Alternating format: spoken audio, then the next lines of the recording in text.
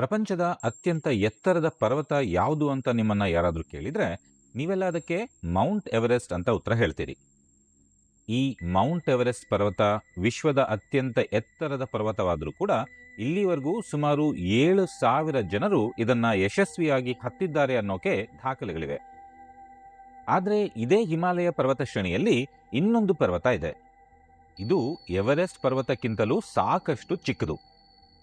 ವಿಶ್ವದ ಮೊದಲ 100 ಶಿಖರಗಳ ಪಟ್ಟಿಯಲ್ಲಿ ಇದರ ಹೆಸರು ಕೂಡ ಇಲ್ಲ. ಆದರೂ ಕೂಡ ಈ ಶಿಖರವನ್ನ ಇಲ್ಲಿವರೆಗೂ ಯಾರ ಕೈಯಲ್ಲೂ ಯಶಸ್ವಿಯಾಗಿ ಹತ್ತೋಕೆ ಸಾಧ್ಯವೇ ಆಗಿಲ್ಲ. ಅದ್ಯಾವ ಪರ್ವತ ಗೊತ್ತಾ? ಅದು ಕೈಲಾಸ ಪರ್ವತ. ನಾನು ಇಂಟರ್ನೆಟ್ ಮುಂದೆ ಕುತ್ಕೊಂಡು ಹಲವಾರು ದಿನಗಳವರೆಗೂ ಇದರ ಬಗ್ಗೆ ಸಂಶೋಧನೆ ಮಾಡಿದ ಮೇಲೆ ನನಗೆ ಇದರ ಬಗ್ಗೆ ಉತ್ತರ ಸಿಕ್ಕಿದ್ದಕ್ಕಿಂತ ಹೆಚ್ಚಾಗಿ ಹೊಸ ಹೊಸ ಪ್ರಶ್ನೆಗಳೇ ಹುಟ್ಕೊಂಡ್ವು.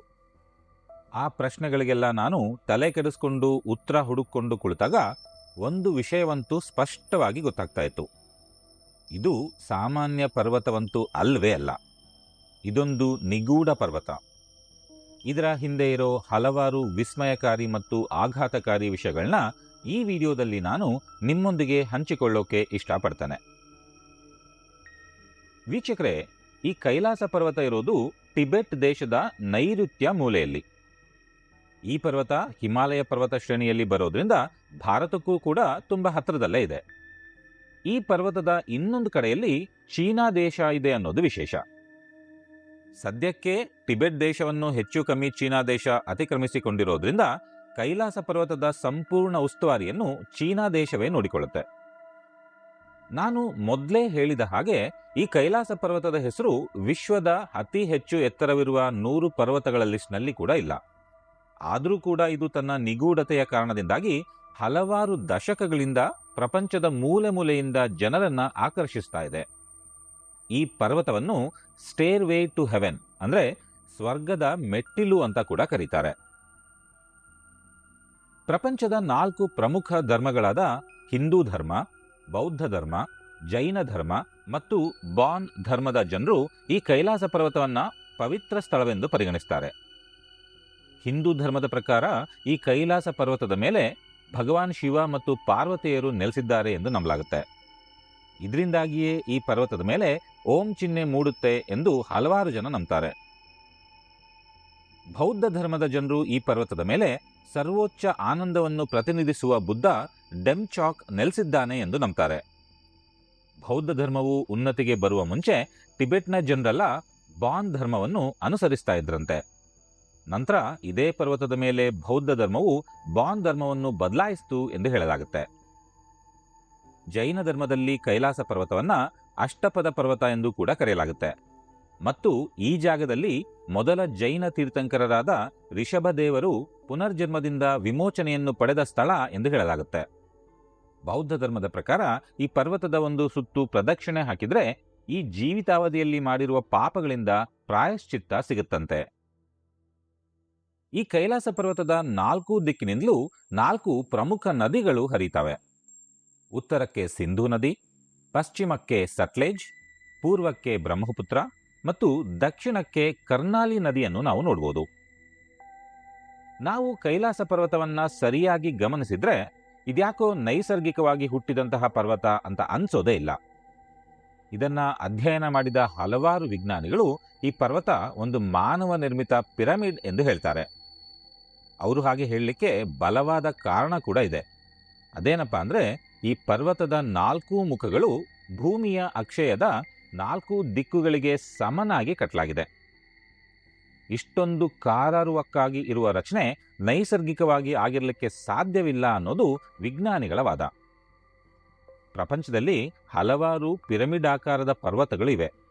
ಉದಾಹರಣೆಗೆ ಕೆನಡಾದಲ್ಲಿರುವ ಪಿರಮಿಡ್ ಪರ್ವತ ಮತ್ತು ಪೆರುನಲ್ಲಿರುವ ಅಲ್ಪಮಾಯೋ ಪರ್ವತ. ಆದರೆ ಅವುಗಳ ಮೇಲ್ಮೈ ಒರಟಾಗಿದೆ ಮತ್ತು ಅವುಗಳು ಅಸಮಾನವಾದ ಹಂಚುಗಳನ್ನು ಹೊಂದಿವೆ. ಹಾಗಾಗಿ ನಾವು ಆ ಪರ್ವತಗಳನ್ನ ನೈಸರ್ಗಿಕವಾಗಿ ಹುಟ್ಟಿರಬಹುದಾದ ಪರ್ವತ ಎಂದು ಸುಲಭವಾಗಿ ಗೆಸ್ ಮಾಡಬಹುದು. ಆದರೆ ಈ ಕೈಲಾಸ ಪರ್ವತ ಆ ಥರ ಅಲ್ಲ.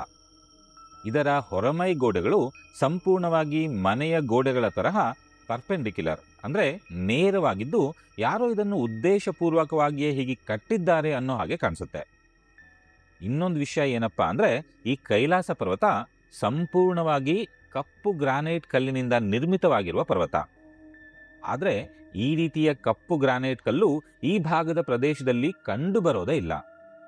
ಹಾಗಾದ್ರೆ ಇದೊಂದು ಪರ್ವತ ಮಾತ್ರ ಅದು ಹೇಗೆ ಕಪ್ಪು ಗ್ರಾನೈಟ್ ಕಲ್ಲಿನಿಂದ ನಿರ್ಮಿತವಾಯಿತು ಅನ್ನೋದು ಕುತೂಹಲ ಹುಟ್ಟಿಸುವಂತ ಒಂದು ಪ್ರಶ್ನೆ.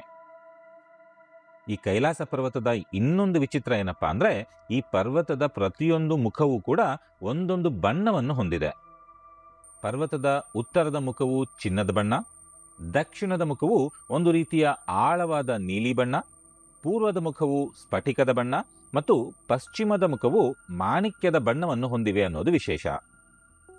ಇವನ್ನೆಲ್ಲ ನಾವು ಗಮನಿಸ್ತಾ ಹೋದ್ರೆ ಇದು ಯಾಕೋ ನಿಜವಾಗ್ಲೂ ಒಂದು ಪರ್ವತವೇನಾ ಅನ್ನೋ ಪ್ರಶ್ನೆ ನಮ್ಮನ್ನು ಇನ್ನಷ್ಟು ಗಾಢವಾಗಿ ಕೆಣಕುತ್ತಾ ಹೋಗುತ್ತೆ.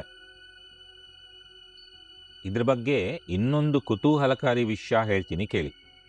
ಈ ಭೂಮಿ ಮೇಲೆ ನಾರ್ತರ್ನ್ ಹೆಮಿಸ್ಫಿಯರ್ ಅಂದ್ರೆ ಉತ್ತರ ಗೋಳಾರ್ಧದಲ್ಲಿರುವ ಎಲ್ಲ ಪರ್ವತಗಳ ಮೇಲೂ ಹಿಮ ಬೀಳುವಾಗ ಪರ್ವತದ ಉತ್ತರದ ದಿಕ್ಕಿನ ಮುಖದ ಮೇಲೆ ಹೆಚ್ಚಿಗೆ ಹಿಮ ಬೀಳುತ್ತೆ. ಆದರೆ ಈ ಕೈಲಾಸ ಪರ್ವತ ಮಾತ್ರ ಅದಕ್ಕೆ ತದ್ವಿರುದ್ಧ. ಈ ಕೈಲಾಸ ಪರ್ವತ ಉತ್ತರ ಗೋಳಾರ್ಧದಲ್ಲಿ ಇದ್ರೂ ಕೂಡ ಇದರ ದಕ್ಷಿಣದ ಮುಖದ ಮೇಲೆ ಹೆಚ್ಚು ಹಿಮ ಬೀಳುತ್ತೆ. ಇದು ಪ್ರಕೃತಿಗೆ ತದ್ವಿರುದ್ಧ ಅನ್ನೋದನ್ನು ನಾವು ಗಮನಿಸಬೇಕು. ನಾವೆಲ್ಲ ಭೂಮಿ ಮೇಲೆ ಎಲ್ಲೇ ನಿಂತ್ಕೊಂಡು ಒಂದು ಕಂಪಾಸ್ ಅಂದ್ರೆ ದಿಕ್ಸೂಚಿಯನ್ನ ಉಪಯೋಗಿಸಿದ್ರೆ ಅದು ನಮಗೆ ಉತ್ತರದ ದಿಕ್ಕನ್ನು ತೋರಿಸುತ್ತೆ. ಆದರೆ ಈ ಕೈಲಾಸ ಪರ್ವತದ ಮೇಲೆ ದಿಕ್ಸೂಚಿ ಕೆಲಸನೇ ಮಾಡೋದಿಲ್ಲ. ಇದರ ಮೇಲೆ ನೀವೇನಾದ್ರೂ ದಿಕ್ಸೂಚಿ ಹಿಡಿದ್ರೆ ಅದರ ಮುಳ್ಳು ಸುಮ್ಮನೆ ಗರಗರ ತಿರುಗುತ್ತೆ ಅಂತ ಹಲವಾರು ಪರ್ವತಾರೋಹಿಗಳೇ ಹೇಳಿದ್ದಾರೆ.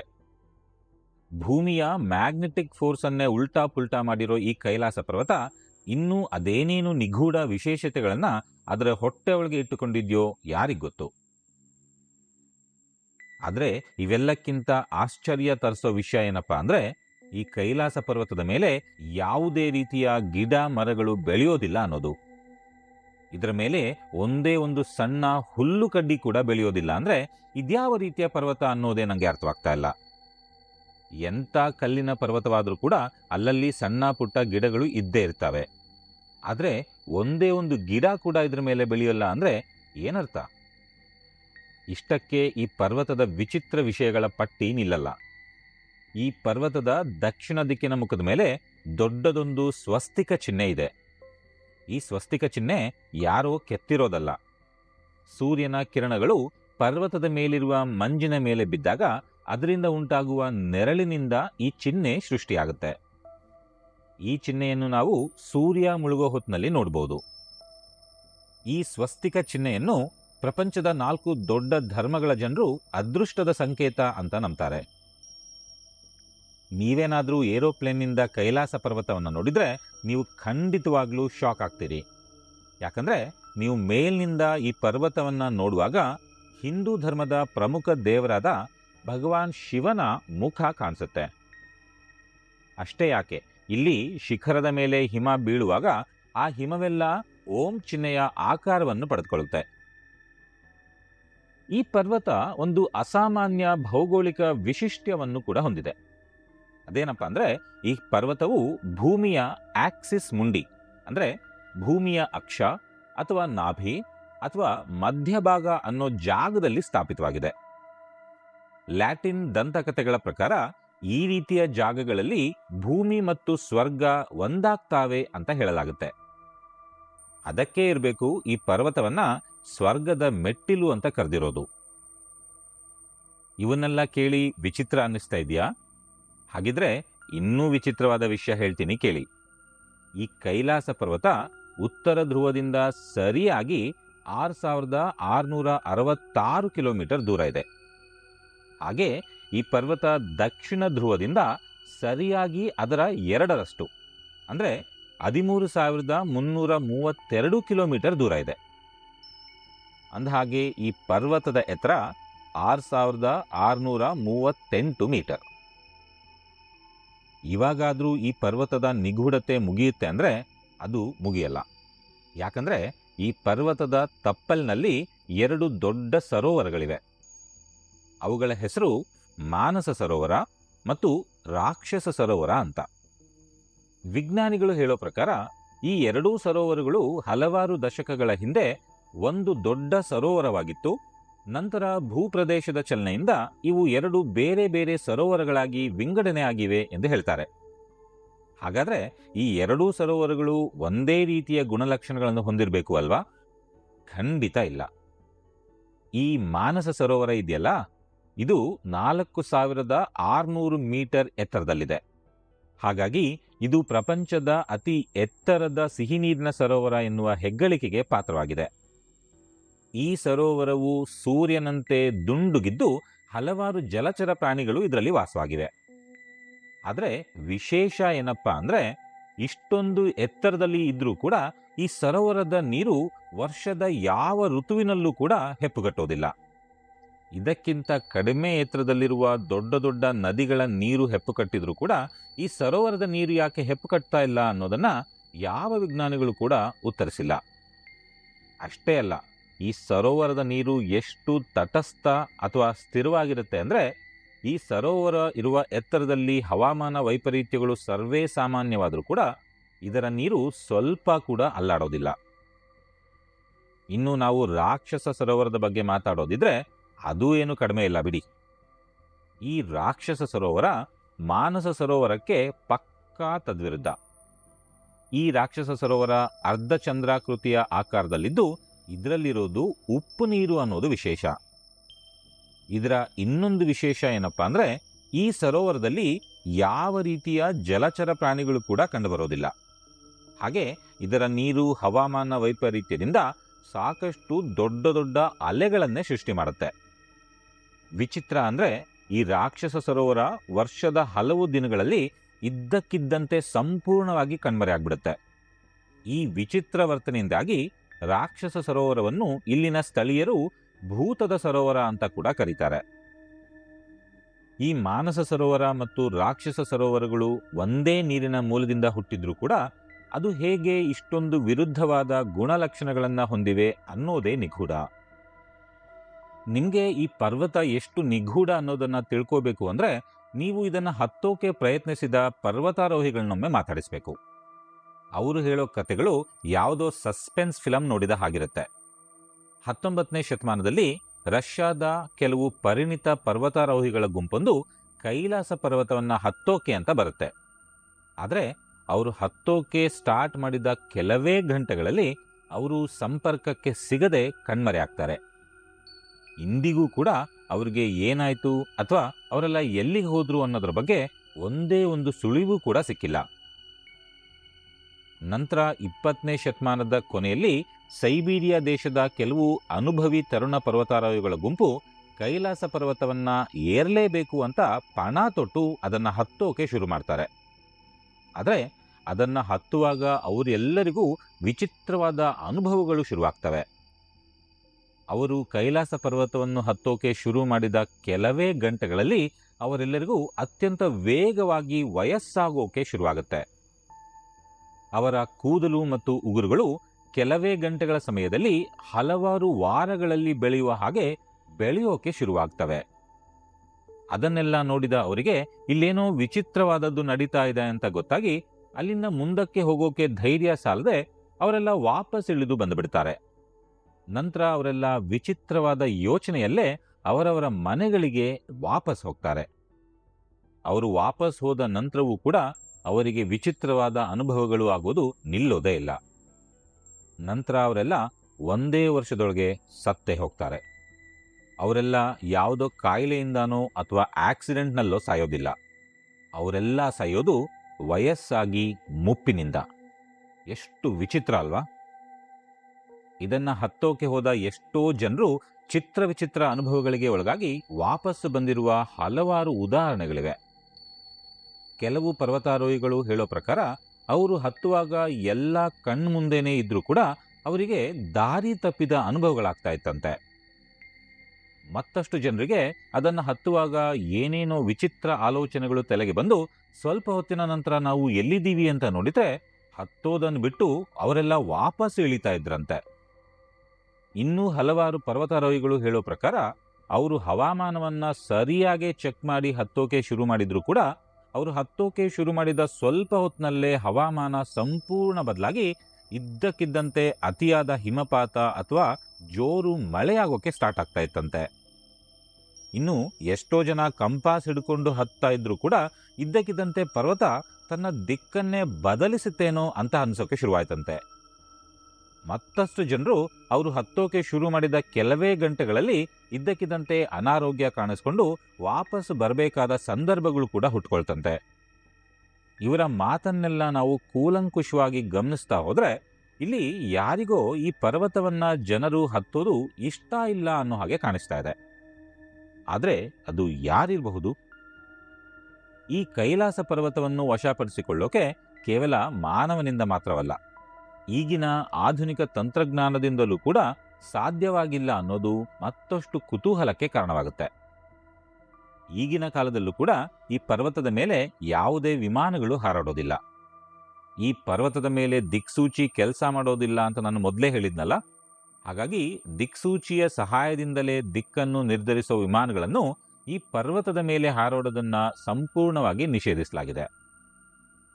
ಈ ಎಲ್ಲ ವಿಚಿತ್ರ ಘಟನೆಗಳನ್ನ ಅವಲೋಕಿಸಿ ಈ ಘಟನೆಗಳ ಹಿಂದಿನ ರಹಸ್ಯ ಏನಿರಬಹುದು ಅಂತ ಹಲವಾರು ವಿಜ್ಞಾನಿಗಳು ಚರ್ಚೆ ಮಾಡಿ 2 ಸಿದ್ಧಾಂತಗಳನ್ನು ನಮ್ಮ ಮುಂದೆ ಇಟ್ಟಿದ್ದಾರೆ.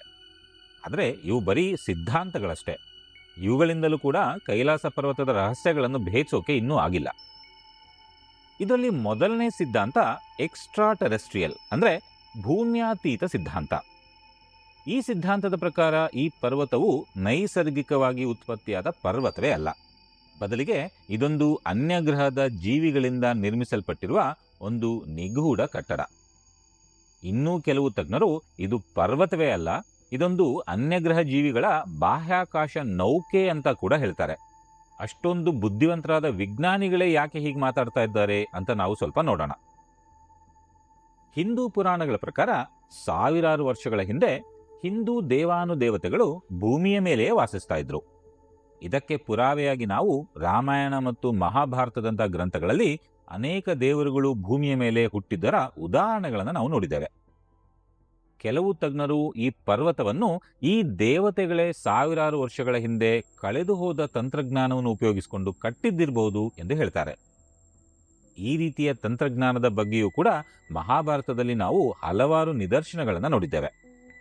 ಉದಾಹರಣೆಗೆ ಮಹಾಭಾರತದಲ್ಲಿ ಹಾರುವ ರಥಗಳು, ಮಂತ್ರವನ್ನು ಹೇಳಿ ನಿರ್ಮಿಸಲಾಗುವ ಶಸ್ತ್ರಾಸ್ತ್ರಗಳು ಮತ್ತು ಈಗಿನ ವಿಜ್ಞಾನಕ್ಕೆ ಪೂರಕವಾಗಿರುವ ಪರಮಾಣು ಬಾಂಬನ್ನೇ ಹೋಲುವ ಬ್ರಹ್ಮಾಸ್ತ್ರ, ಪಾಶುಪತಾಸ್ತ್ರ, ನಾರಾಯಣಾಸ್ತ್ರದ ಬಗ್ಗೆ ಸಾಕಷ್ಟು ವಿವರಣೆಯನ್ನು ನೀಡಲಾಗಿದೆ. ಈ ರೀತಿಯ ಕಥೆಗಳು ಕೇವಲ ಹಿಂದೂ ಧರ್ಮದಲ್ಲಷ್ಟೇ ಅಲ್ಲ, ಪ್ರಪಂಚದ ಬೇರೆ ಧರ್ಮಗಳ ಗ್ರಂಥಗಳಲ್ಲೂ ಕೂಡ ಉಲ್ಲೇಖಿಸಲ್ಪಟ್ಟಿವೆ. ಉದಾಹರಣೆಗೆ ಅಮೆರಿಕದ ಬುಡಕಟ್ಟು ಜನಾಂಗವಾದ ಪೈಯೂಟ್ಸ್ನ ಗ್ರಂಥಗಳಲ್ಲಿ ಮುಂದುವರೆದ ನಾಗರಿಕತೆಯ ಜೀವಿಗಳ ಬಗ್ಗೆ ಉಲ್ಲೇಖ ಮಾಡಲಾಗಿದೆ. ಇವರು ಯಾವಾಗಲೂ ಬಿಳಿಯ ಬಟ್ಟೆಯನ್ನೇ ಧರಿಸ್ತಾ ಇದ್ರಂತೆ. ಪೈಯೂಟ್ಸ್ನ ಬುಡಕಟ್ಟಿನ ಜನರು ಈ ಹ್ಯಾವ್ ಮೂಸಸ್ ಜೀವಿಗಳು ಗಾಳಿಯಲ್ಲಿ ಹಾರಾಡುವ ಹಡಗುಗಳಲ್ಲಿ ಸವಾರಿ ಮಾಡ್ತಾ ಇದ್ರು ಎಂದು ಹೇಳ್ತಾರೆ. ಈ ಎಲ್ಲ ಪುರಾವೆಗಳನ್ನು ಅಳೆದು ತೂಗಿ ನೋಡಿದ್ರೆ ಈ ಕೈಲಾಸ ಪರ್ವತಕ್ಕೂ ಅನ್ಯಗ್ರಹ ಜೀವಿಗಳಿಗೂ ಏನೋ ಒಂದು ರೀತಿಯ ಸಂಬಂಧ ಇದೆ ಅಂತ ಅನ್ಸೋಕೆ ಶುರುವಾಗುತ್ತೆ. ಹೀಗಾಗಿ ಈ ಪರ್ವತದ ನಿಗೂಢತೆ ಇನ್ನಷ್ಟು ಆಳವಾಗ್ತಾ ಹೋಗುತ್ತೆ. ಇನ್ನು ಈ ಪರ್ವತದ ನಿಗೂಢತೆಯನ್ನು ವಿವರಿಸೋಕೆ ಇರುವ ಎರಡನೇ ಸಿದ್ಧಾಂತವನ್ನ ದ ಸೂಪರ್ ನ್ಯಾಚುರಲ್ ಥಿಯರಿ ಅಥವಾ ಅಲೌಕಿಕ ಸಿದ್ಧಾಂತ ಅಂತ ಕರೀತಾರೆ. ನಾವು ಈ ಪರ್ವತದ ಬಗ್ಗೆ ಎಷ್ಟೇ ಸಂಶೋಧನೆ ಮಾಡಿದ್ರೂ ಕೂಡ ಇದರಲ್ಲಿ ವಿಜ್ಞಾನವನ್ನು ವಿರೋಧಿಸುವ ಹಲವಾರು ಸಂಗತಿಗಳಿವೆ ಅನ್ನೋದನ್ನ ನಾವು ನಂಬಲೇಬೇಕು. ನೀವಿದಕ್ಕೆ ಧಾರ್ಮಿಕ ನಂಟನ್ನು ನೀಡ್ತೀರೋ ಅಥವಾ ಆಧ್ಯಾತ್ಮಿಕ ನಂಟನ್ನು ನೀಡ್ತೀರೋ, ಆದರೆ ಇಲ್ಲಿ ಉತ್ತರ ಸಿಗದೇ ಇರುವ ಪ್ರಶ್ನೆಗಳು ಹಲವಾರು ಅನ್ನೋದಂತೂ ಸತ್ಯ. ಕೈಲಾಸ ಪರ್ವತವನ್ನು ಪವಿತ್ರ ಅಂತ ನಂಬೋ ಎಲ್ಲ 4 ಧರ್ಮಗಳು ಕೂಡ ಇಲ್ಲೊಂದು ದೈವಿಕ ಶಕ್ತಿ ನೆಲೆಸಿದೆ ಅಂತ ನಂಬ್ತಾರೆ. ನಾವು ಇದರ ವಿಷಯವಾಗಿ ಎಷ್ಟೇ ಚರ್ಚೆ ಮಾಡಿದ್ರೂ ಕೂಡ ಕೈಲಾಸ ಪರ್ವತದ ಬಗೆಗಿನ ಅನೇಕ ವಿಷಯಗಳು ಈ ಮಾತಿಗೆ ಪುಷ್ಟಿ ಕೊಡ್ತವೆ ಹೊರತು ಅದನ್ನು ಅಲ್ಲಗಳೆಯೋಕೆ ಸಾಧ್ಯವಾಗಿಲ್ಲ. ಪರ್ವತದ ಮೇಲೆ ಮೂಡುವ ಭಗವಾನ್ ಶಿವನ ಮುಖ, ಓಂ ಆಕಾರದಲ್ಲಿ ಮೂಡುವ ಮಂಜಿನ ಗೆರೆಗಳು, ಅದರ ಪಿರಮಿಡ್ ಆಕಾರ, ಹತ್ತಲು ಅಸಾಧ್ಯವಾಗಿರುವ ಅದರ ಗೋಡೆಗಳು, ಮಾನಸ ಸರೋವರ ಮತ್ತು ರಾಕ್ಷಸ ಸರೋವರದ ಗುಣಲಕ್ಷಣಗಳು ಮತ್ತು ಅದರ ಗೋಡೆಗಳ ಮೇಲೆ ಮೂಡುವ ಸ್ವಸ್ತಿಕ ಚಿಹ್ನೆ ಈ ಪರ್ವತಕ್ಕೆ ಒಂದು ಶಾಶ್ವತವಾದ ನಿಗೂಢತೆಯನ್ನು ನಿರ್ಮಿಸಿವೆ. ಟಿಬೇಟಿಯನ್ ದಂತಕಥೆಯು ಕೈಲಾಸ ಪರ್ವತದ ಕೆಳಗೆ ಶಂಭಾಲ ಅಥವಾ ದೇವರ ನಗರಿ ಎನ್ನುವ ಒಂದು ಗುಪ್ತ ನಗರ ಇದೆ ಅಂತ ಹೇಳುತ್ತೆ. ಈ ಶಂಭಾಲ ನಗರಿಯನ್ನು ನಮಗಿಂತ ಉನ್ನತ ನಾಗರಿಕತೆ ಇರುವ ಸ್ಥಳ ಎಂದು ಹೇಳಲಾಗಿದೆ. ಪ್ರಸಿದ್ಧ ವಿಜ್ಞಾನಿ ಡಾಕ್ಟರ್ ಅರ್ನ್ಸ್ಟ್ ಮುಲಾಶೇವ್ ಅವರ ಪ್ರಕಾರ ಈ ಶಂಭಾಲ ಒಂದು ಆಧ್ಯಾತ್ಮಿಕ ದೇಶವಾಗಿದ್ದು, ಇದು ಕೈಲಾಸ ಪರ್ವತದ ವಾಯುವ್ಯ ಭಾಗದಲ್ಲಿದೆ ಅಂತೆ. ಟಿಬೆಟ್ನ ಹಲವಾರು ಜನರು ಇಲ್ಲಿ ಶಂಭಾಲ ಮತ್ತು ಅಗರ್ತಾ ಎನ್ನುವ 2 ಭೂಗತ ದೇಶಗಳಿವೆ ಅಂತ ನಂಬ್ತಾರೆ. ಅವರ ಪ್ರಕಾರ ಈ ಭೂಗತ ದೇಶಗಳು ಮಾನವೀಯತೆ ಮತ್ತು ನಾಗರಿಕತೆಯ ಜೀನ್ ಪೂಲ್ ಅಂದರೆ ಆನುವಂಶಿಕ ಧಾತುವಿನ ಸಂಗ್ರಹ ಇದೆ ಅಂತ ಹೇಳಲಾಗುತ್ತೆ. ಈ ದೇಶಗಳನ್ನು ಕೈಲಾಸ ಪರ್ವತದ ಕೆಳಗಿರುವ ಅಸಂಖ್ಯಾತ ಸುರಂಗಗಳನ್ನು ದಾಟುವ ಮೂಲಕ ಸೇರಬಹುದು ಎಂದು ಹೇಳಿದ್ದಾರೆ. ಇದನ್ನು ಹತ್ತಲು ಹೋಗಿದ್ದ ಎಷ್ಟೋ ಜನ ಪರ್ವತಾರೋಹಿಗಳು ರಾತ್ರಿ ಸಮಯದಲ್ಲಿ ಈ ಪರ್ವತದ ಒಳಗಿನಿಂದ ಕಲ್ಲುಗಳು ಉರುಳುವ ಶಬ್ದವನ್ನು ಕೇಳಿದ್ದಾಗಿ ದಾಖಲಿಸಿದ್ದಾರೆ. ನಿಮ್ಗೇನಾದರೂ ಪರ್ವತಾರೋಹಣದಲ್ಲಿ ಆಸಕ್ತಿ ಇದ್ರೆ ನೀವು ಕೈಲಾಶ್ ಖೋರಾ ಟ್ರಕ್ ಅನ್ನು ಮಾಡಬಹುದು. ಇದು ಪರ್ವತದ ಕೆಳಗಿರುವ ಶಿಬಿರದಿಂದ ಕೈಲಾಸದ ಪರ್ವತದ ಬುಡವರೆಗೂ ಇರುವ 52 ಕಿಲೋಮೀಟರ್ ದೂರದ ಟ್ರೆಕ್ಕಿಂಗ್. ತುಂಬಾ ಪ್ರಸಿದ್ಧಿ ಪಡೆದಿರುವ ಈ ಕೈಲಾಶ್ ಖೋರಾ ಟ್ರೆಕ್ಕಿಂಗ್ನಲ್ಲಿ ವರ್ಷಕ್ಕೆ ಸಾವಿರಾರು ಜನ ಭಾಗವಹಿಸ್ತಾರೆ. ಇನ್ನು ಈ ಪರ್ವತವನ್ನು 4 ಧರ್ಮದ ಜನರು ಪವಿತ್ರ ಸ್ಥಳವೆಂದು ಪೂಜಿಸೋದ್ರಿಂದ ಚೈನಾ ದೇಶ ಸದ್ಯಕ್ಕೆ ಕೈಲಾಸ ಪರ್ವತವನ್ನು ಹತ್ತೋದನ್ನು ಸಂಪೂರ್ಣವಾಗಿ ಬ್ಯಾನ್ ಮಾಡಿದೆ. ನೀವು ಸ್ಪೆಷಲ್ ಪರ್ಮಿಷನ್ ಇಲ್ಲದೆ ಇದನ್ನು ಹತ್ತೋ ಹಾಗಿಲ್ಲ. ಅದೇನೇ ಇರಲಿ, ಈ ಕೈಲಾಸ ಪರ್ವತ ಇಂದಿಗೂ ಕೂಡ ಒಂದು ಬಿಡಿಸಲಾಗದ ಒಗಟಾಗಿಯೇ ಉಳಿದಿದ್ದು, ಇದರ ರಹಸ್ಯಗಳನ್ನು ಭೇದಿಸೋಕೆ ಇಂದಿನ ವಿಜ್ಞಾನ ಮತ್ತು ತಂತ್ರಜ್ಞಾನದಿಂದ ಕೂಡ ಸಾಧ್ಯವಾಗಿಲ್ಲ ಅನ್ನೋದು ಮಾತ್ರ ಸತ್ಯ. ಕನಿಷ್ಠ ಪಕ್ಷ ಮುಂದಿನ ತಲೆಮಾರಿನಲ್ಲಾದರೂ ಈ ಪರ್ವತದ ರಹಸ್ಯಗಳನ್ನು ಭೇದಿಸುವ ಶಕ್ತಿ ಮಾನವರಿಗೆ ಬರುತ್ತೆ ಅಂತ ನಾನು ಅಂದ್ಕೊಳ್ತೇನೆ. ನಿಜವಾಗ್ಲೂ ನಾವಿದರ ರಹಸ್ಯಗಳನ್ನು ಭೇದಿಸೋಕೆ ಸಾಧ್ಯ ಆದರೆ ನಮ್ಮ ತಂತ್ರಜ್ಞಾನ ಅದೆಷ್ಟೋ ತಲೆಮಾರಿನಷ್ಟು ಮುನ್ನಡೆಯುತ್ತೆ ಅನ್ನೋದು ನನ್ನ ನಂಬಿಕೆ. ಆದರೆ ಅಲ್ಲಿವರೆಗೂ ಈ ಕೈಲಾಸ ಪರ್ವತ ಒಂದು ಚಿದಂಬರ ರಹಸ್ಯವಾಗಿಯೇ ಉಳಿಯಲಿದೆ. ಪ್ರಿಯ ವೀಕ್ಷಕರೇ, ಇದು ಕೈಲಾಸ ಪರ್ವತ ಮತ್ತು ಅದರ ರಹಸ್ಯಗಳ ಒಂದು ಸಣ್ಣ ವಿಡಿಯೋ. ನಿಮಗೆ ಈ ವಿಡಿಯೋ ಇಷ್ಟವಾಗಿದ್ದಲ್ಲಿ ದಯವಿಟ್ಟು ಈ ವಿಡಿಯೋವನ್ನು ಲೈಕ್ ಮಾಡಿ, ಶೇರ್ ಮಾಡಿ ಮತ್ತು ನನ್ನ ಚಾನಲ್ಗೆ ಸಬ್ಸ್ಕ್ರೈಬ್ ಆಗಿ ಅಂತ ಕೇಳ್ಕೊಳ್ತೇನೆ. ಮುಂದಿನ ವಿಡಿಯೋದಲ್ಲಿ ಮತ್ತೆ ಭೇಟಿಯಾಗೋಣ. ನಮಸ್ಕಾರ.